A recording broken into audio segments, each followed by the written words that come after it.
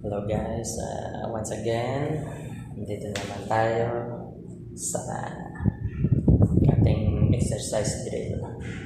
Bali, home lang to guys, no need na mag-gym. Okay. So ngayon, ipapakita ko sa inyo kung paano i-execute yung drill ng isang monk na effective din. Bali, katumbas nito, 3 minutes is equals to 10 kilometers running. So, ganito po yan guys. Mahirap po ito. So, ito na po yung execution. First,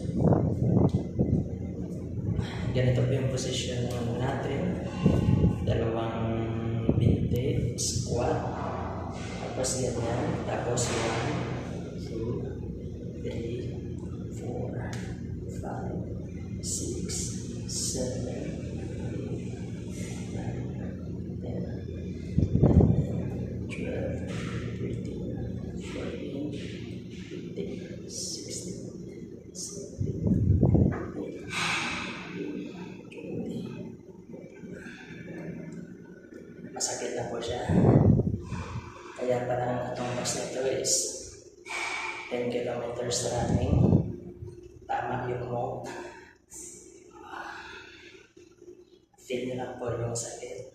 Pwede naman po mag-meet pag hindi na talaga kaya. Siyempre, huwag natin pulsan yung mga muscles natin baka ma-injure tayo. Ito po yan. Tayo na konti. Boss, stretching.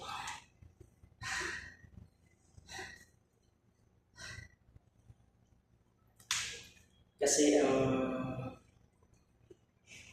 ano natin, katawan natin, pinaka-largest muscle ito yung mga ano natin, legs natin. Kaya ito dapat yung develop natin para medyo yung edad natin umatras naman konti.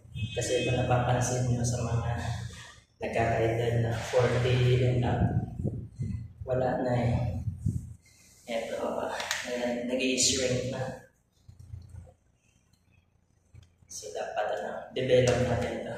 Ito sa taas, madali na yan. Konting weightlifting lang yan. Barbell curl. Ganun na. So, 7 set. Ganun ulit yung position. Monk posture. Masakit siya. Pero super effective ito. Hindi na kailangan pumunta ng gym. Ito lang ako.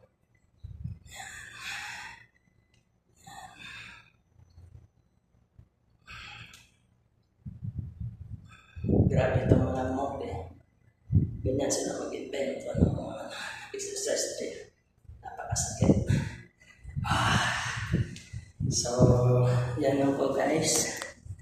Basta 3 minutes is equals to 10 kilometers running po. Tsaka mararamdaman mo talaga yung sakit.